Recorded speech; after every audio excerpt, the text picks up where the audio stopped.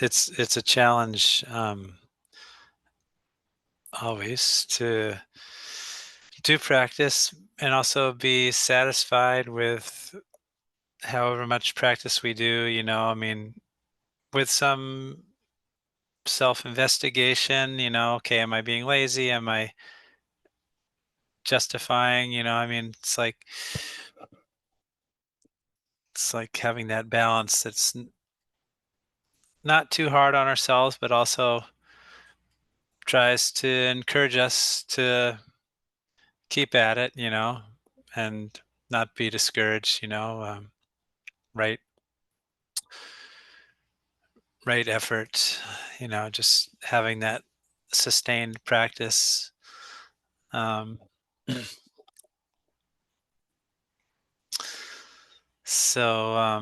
yeah, I was trying to think about what to say. I always after the last class, and sometimes it's just something I see in the news. And so I saw this headline on the New York Times. It said, "Scientists have concluded that mammals are halfway through their time on the planet. In 250 million years, all the continents are going to collide together and create a supercontinent. And because it'll just be one big continent, it will heat up a lot more, so it won't be hospitable um, for any mammals." So I'm thinking, well, that'll be a problem in 250 million years. and and reminding me of the Dalai Lama, um, at a conference in Washington D.C. in 1999. Somebody in the audience was all up in arms about Y2K. I don't know if you have even heard about this, Bill, but Y2K just means the year 2000, basically, the year 2000. And there was all this concern that because computers were only invented if like in the 60s and 70s, and everything in the whole all the economy and the hospitals and everything is geared to a certain date, program in computers, they thought, well, everything's going to fall apart. And there was all this kind of fear and anxiety, and so somebody in the audience asked this question about the end of the world due to Y2K, and His Holiness just said, "I don't know." And then he laughed, this big belly laugh for a while, and then finally he said, if there's a problem in the whole world, and the world's going to blow up, get reborn somewhere else, some other planet. Oh, oh, oh, oh, oh. And then he laughed and laughed. And so, yeah, it's easy to spin out of control, looking at news headlines, and not just the news media, but the headlines we play in our own mind, like our own sort of dire predictions about you know our own dramas. And so just cultivating mindfulness is one of the ways to kind of reduce that dysfunctional response, where we just get into worry and anxiety, and and ultimately we reinforce that sense of an I, the solid I, the ego that we think is so real. And it's like, it's all happening to me. And by practicing mindfulness, it's doesn't directly lead to liberating insight, but um, over time, that's the foundation, is just being mindful of our thoughts, being mindful of our body, and being mindful of our reactions. Uh, So, and then last week I was dealing with this really intense physical suffering, pain, pain slash suffering.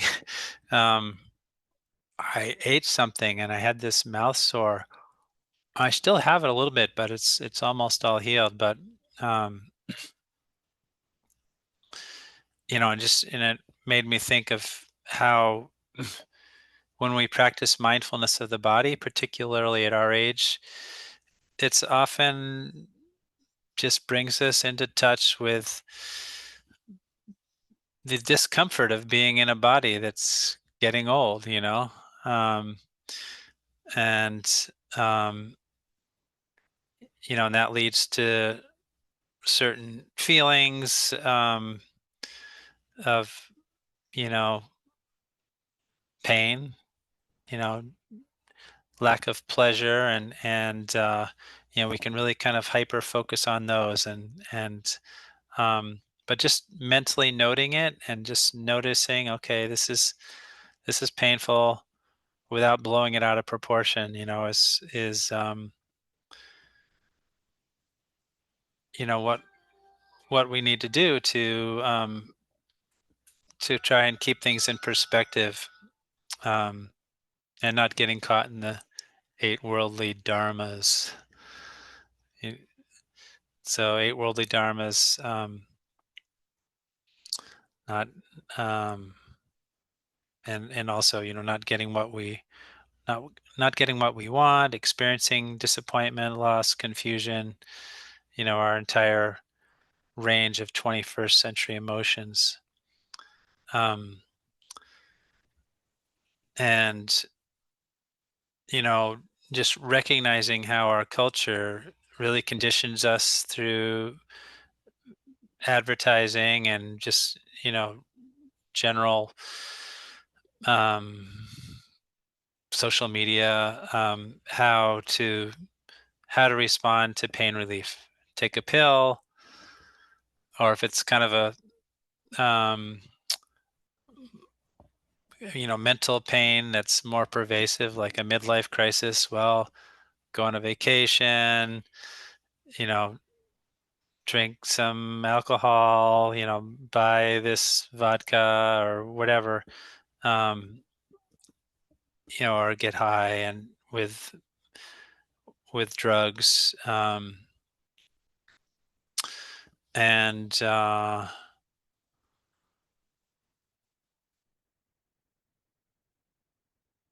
yeah, I mean those are just band-aids at best, and actually, some of them are worse than band-aids. They actually cause a lot of problems, creating a lot of negative karma that embeds our mental continuum deeper into samsara. The more we grasp at illusory pleasure, the more it the quicker it runs away from us. It's like trying to catch your shadow when you're running. You keep running and it's out there. um, and when I was living at a Bayagiri monastery, I remember one of the one of the monks kind of talking to one of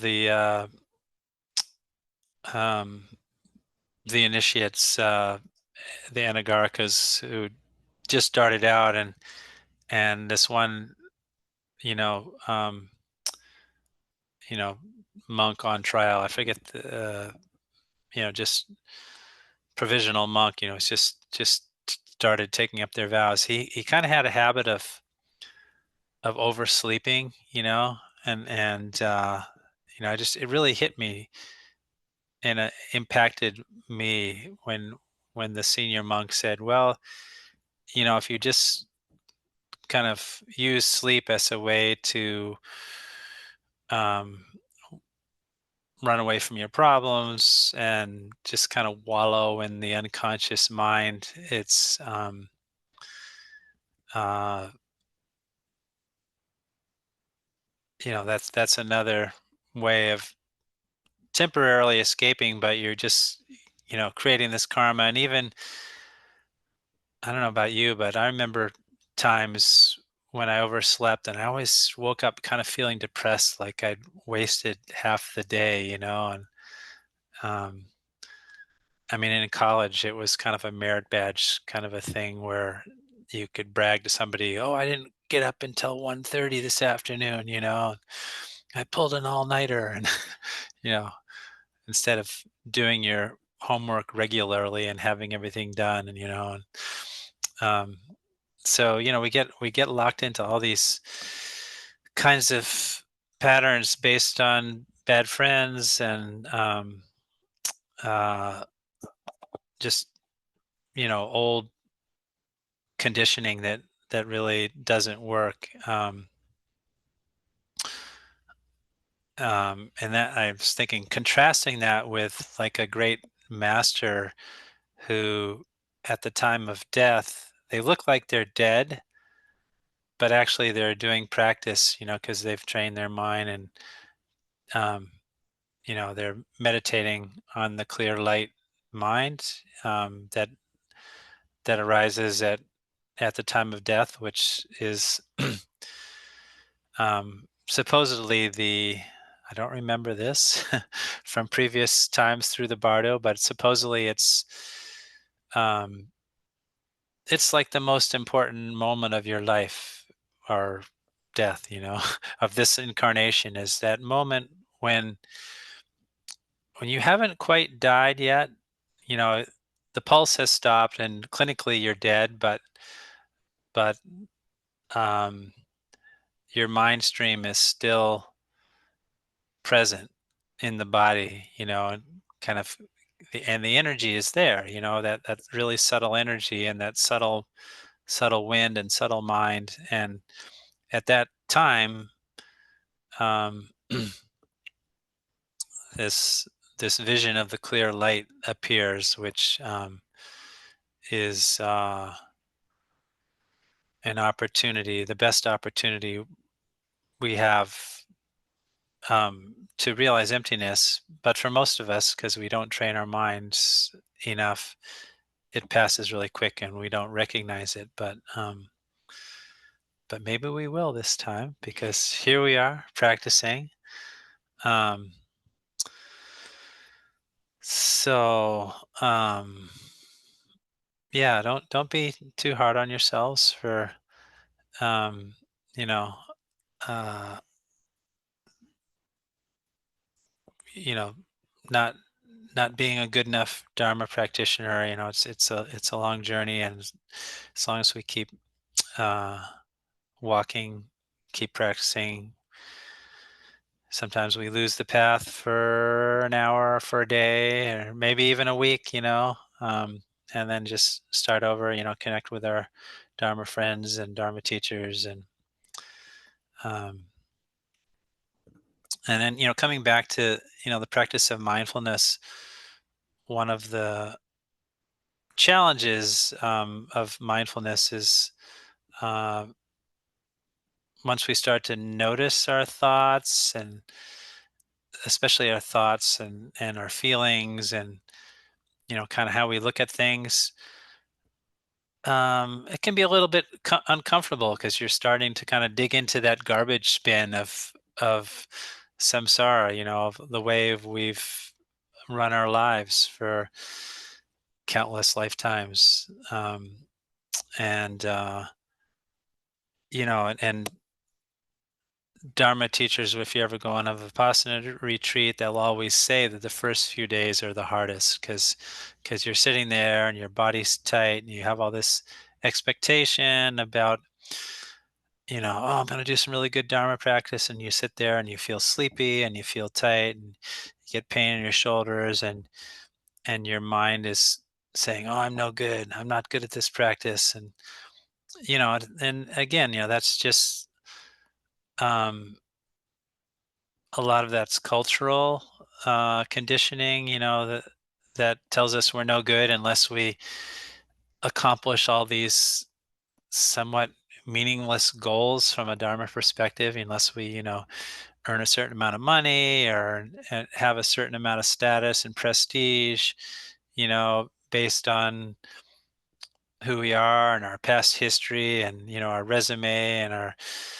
um, but uh, so much of that is upside down. Really, what really matters is what you're doing inside, and so again, the importance of really rejoicing after you do a little practice, even if it's just a moment of Dharma awareness where you see something and you have some greater insight or some greater compassion.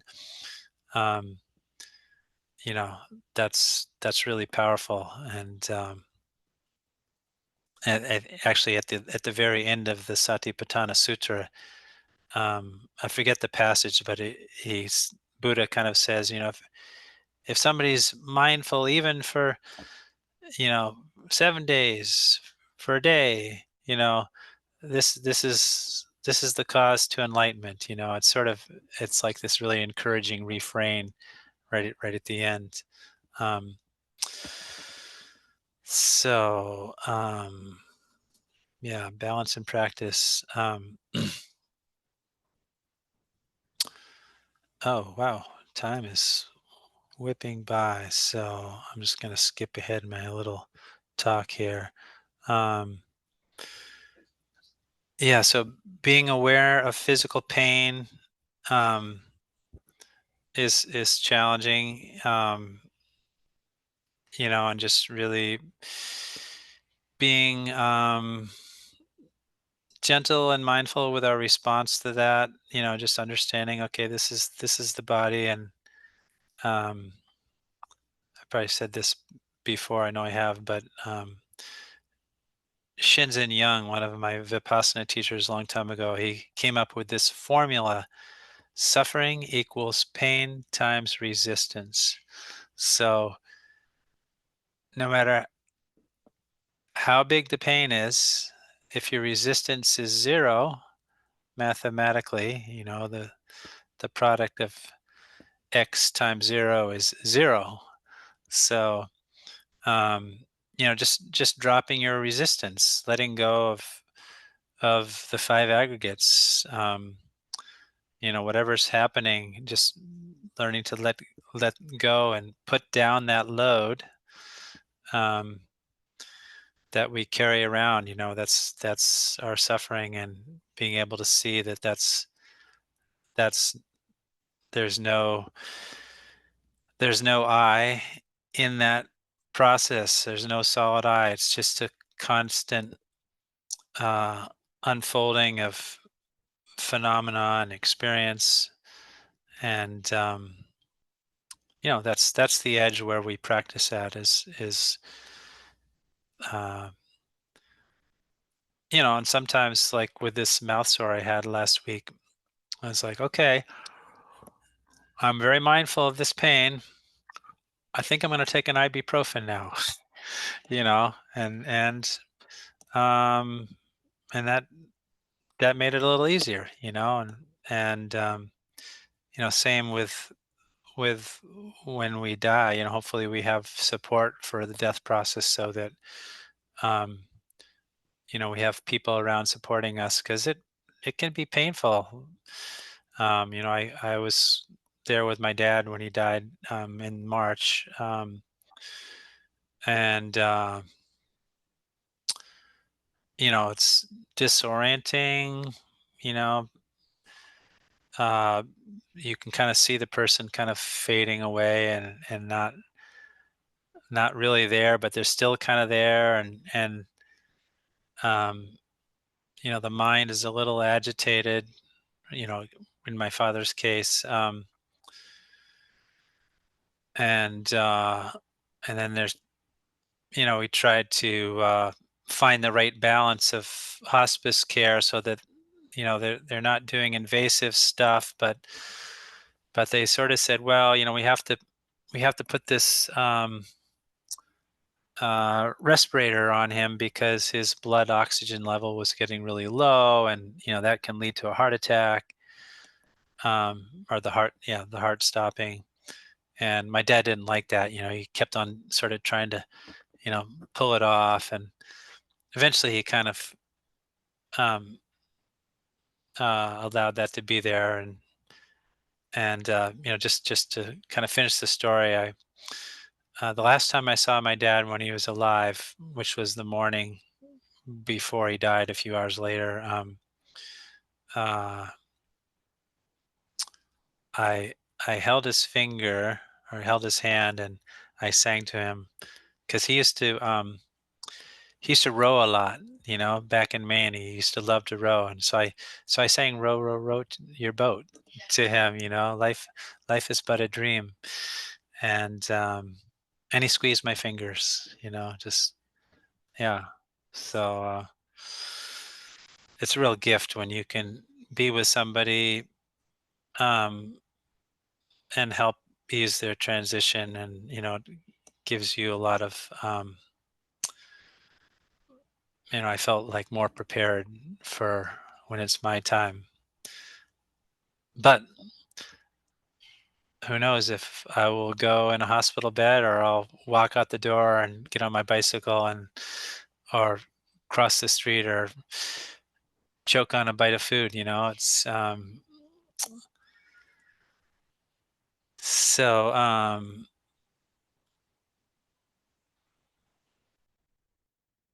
yeah. So then Venerable Analayo, he talks about satipatthana. So sati is a little bit, um you know I, I'm not an expert here, but um kind of comparing what um, uh, Nyanaponika Thera are saying in the Heart of Buddhist Meditation to what Venerable Analayo is saying. Um, it sounds like bare attention or bare awareness is part of sati. It's just this observation without interfering with what's arising, just kind of noting dispassionately, okay, there's a sensation in the body. I feel this, without the stories that are attached. That, oh, this is bad, this is good, oh, I need to do this. It's like the bare registering before thought starts to interfere with what you're experiencing in your body, in your feelings, in your mind objects.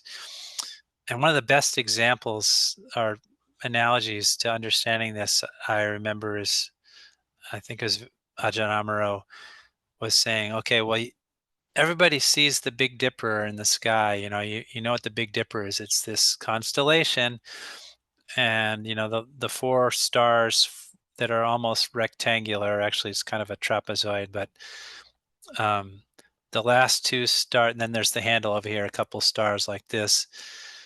But these last two stars, they point up at the Big Dipper, the Polaris, which is the North Star. Sorry, this is the Big Dipper, and it points at Polaris, the North Star.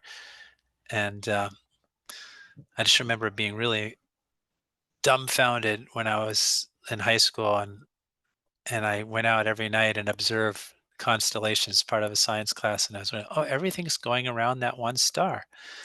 It's kind of cool. Um, but can you look at the Big Dipper and not create the pattern in your mind? Oh, there's the Big Dipper. Can you just kind of be in that awareness before mental labeling happens, conceptual labeling that, you know, sees, the same in conversation, instead of seeing, okay, there's Bill, and, putting all of my thoughts of Billness on Bill and Julie, and, can you just like register like the bare data of visual information coming into our rods and cones, um, and so play with that a little bit. It's and that's what we do in our meditation, is just that bare registering, and it does a couple things. It really cuts down on the mental chatter as we're meditating. Um, and just helps us to see our process more clearly, and our habitual reactions are are also more noticeable. We kind of see, oh, there's a reaction, um, and an Venerable Naya also speaks about satipatthana as being a basis for concentration. It's not the same as concentration, but one must turn off thoughts if one is to achieve absorption or jhana.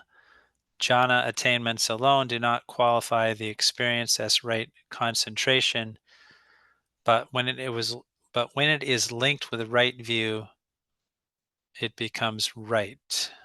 So, like in the Eightfold Path, is right view, right intention, right speech. So, you know, um, what does it? How does it actually qualify as right in terms of a path factor leading to awakening? Um, and when the mind starts, so satipatthana helps us to kind of observe the mind, and it also helps to start quieting the mind, and that um, leads to concentration, where eventually you get to a single pointed state of mind, um, which can create a lot of pleasant feeling in the body, joy, bliss, and even rapture if you can achieve these jhanas. Um, but that can be a trap if you start to crave that experience.